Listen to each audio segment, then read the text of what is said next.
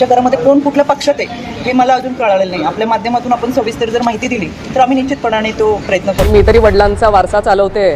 आपण सोशल मीडियावरती तुमच्या प्रत्येक वक्तव्याच्या खाली ज्या कमेंट्स येतात ना, त्या कमेंट्स वाचल्या तर तुम्हाला कळेल की लोकांना तुम्ही काय म्हणून राजकारणात आहात। खरं ज्यांना स्वतःचं कर्तृत्व नाहीये, वडिलांचं नाव पुढे घेऊन जाऊन मतदारसंघ सुरक्षित असलेला मतदारसंघही ज्यांना लढता आला नाही, त्यांनी अशी वक्तव्य करू नये। आणि बाप बदलणं त्यांना फार सोपं आहे, कारण पहिले आदरणीय पवार साहेबांसोबत होत्या, त्यांच्या नंतर सुप्रियाताई सुळेंमुळे त्या आज ज्या मोठ्या झालेल्या आहेत, त्या सुप्रियाताई सुळेंवरती पण टीका करायला कमी करत नाहीत। ते ज्यांनी भरपूर दिलं त्यांच्या त्या होऊ शकत नाहीत, तर त्या जनतेच्या काय होणार आहे। मी संघटनेतून आलोय, चळवळीतून आलोय, रस्त्यावर आंदोलन करून आलोय, जनतेसाठी काम करून आलोय, त्याच्यामुळे आम्हाला दिलं। कारण बाप बदलणाऱ्यापैकी त्या आहेत। आमच्या घरामध्ये कोण कुठल्या पक्षात आहे हे मला अजून कळालेलं नाही। आपल्या माध्यमातून आपण सविस्तर जर माहिती दिली तर आम्ही निश्चितपणाने तो प्रयत्न करू। पण कुठं कोण जाणार आहे आणि कुठं कोणाला विधान परिषद मिळाली, कोणाचा प्रचार लोकसभेला कसा केलाय, असं सगळं फार मोठा गोंधळ आहे। तो जर थोडासा क्लिअर झाला महाराष्ट्रासमोर तर आपल्याला त्याचा पुढचा मंत्रिपदावरून रस्सीखेच रंगलेली आहे।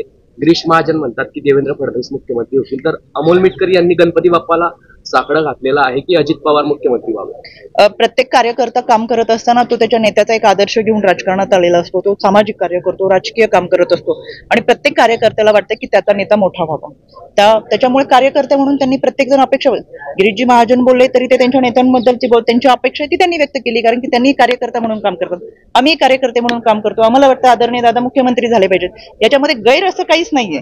अपेक्षा असणं किंवा त्या पद्धतीने काम करणं, ती अपेक्षा व्यक्त होणं हा लोकशाहीने दिलेला अधिकार आहे, त्याच्यामुळे त्या पद्धतीने कार्यकर्ते व्यक्त होत असतात। आम्हालाही वाटतं आदरणीय दादा हे राज्याचे मुख्यमंत्री झाले पाहिजेत आणि ती एका कार्यकर्त्याची प्रामाणिक भावना। एकतर नगरपालिकेमध्ये ज्यांचं डिपॉझिट जप्त झालेलं आहे अशा लोकांचा, ज्यांना जनाधारच नाही, अशा लोकांच्या वक्तव्याला मी फार महत्त्व देत नाही।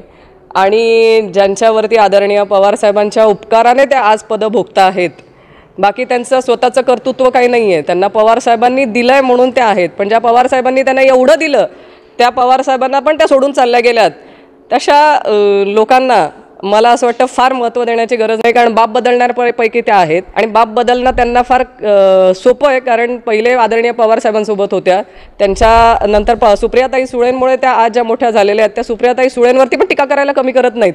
ते ज्यांनी भरपूर दिलं त्यांच्या त्या होऊ शकत नाहीत, तर त्या जनतेच्या काय होणार आहे। त्याच्यामुळे फार त्यांच्यावरती बोलण्यासारखं मला तरी वाटत नाही त्यांनी की फार त्यांच्यावर काही वक्तव्य करावं। मी तरी वडिलांचा वारसा चालवते।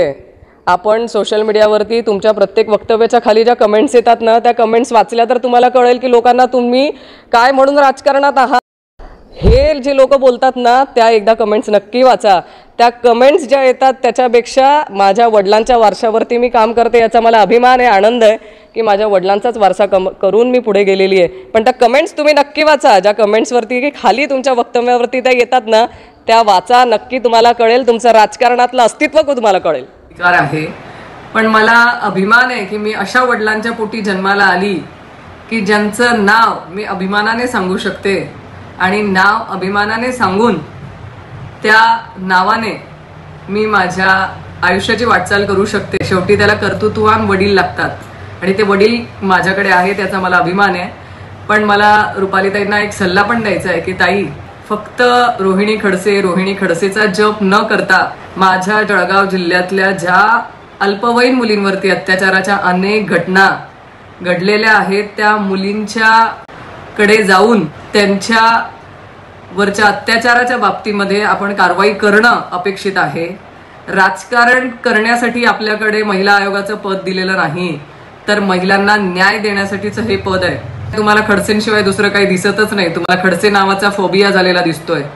त्याच्यामुळे माझा तुम्हाला सल्ला आहे, ज्या कामासाठी तुम्हाला महिला आयोगाचं अध्यक्षपद दिलंय ना, ते काम करा। आज महिलांवरच्या अत्याचाराच्या घटना अनेक ठिकाणी जळगाव जिल्ह्यात झालेल्या आहेत, त्या प्रत्येक ठिकाणी आपण जाऊन भेट देणं अपेक्षित आहे, त्यांचं सांत्वन करणं अपेक्षित आहे, त्यांना न्याय देणं अपेक्षित आहे। राजकारण करायला संपूर्ण आयुष्य पडलेलं आहे, तुम्ही आणि मी कुठेही जाणार नाहीये। अजित पवार गटाच्या महिला प्रदेशाध्यक्ष रुपाली चाकणकर सध्या जळगाव दौऱ्यावर आहेत। त्यांनी शरद पवार गटाच्या महिला प्रदेशाध्यक्ष रोहिणी खडसे यांच्यावर बोचरी टीका केली आहे। त्याला रोहिणी खडसे यांनी आता प्रत्युत्तर दिलंय। सध्या दोन्ही महिला नेत्यांमध्ये वार प्रतिवार सुरू आहेत, कुणाचं नाव वापरायचं हा मला कायद्याने दिलेला अधिकार आहे। रुपालीताई, मला अभिमान आहे की मी अशा वडिलांच्या पोटी जन्माला आले की ज्यांचं नाव मी अभिमानाने सांगू शकते।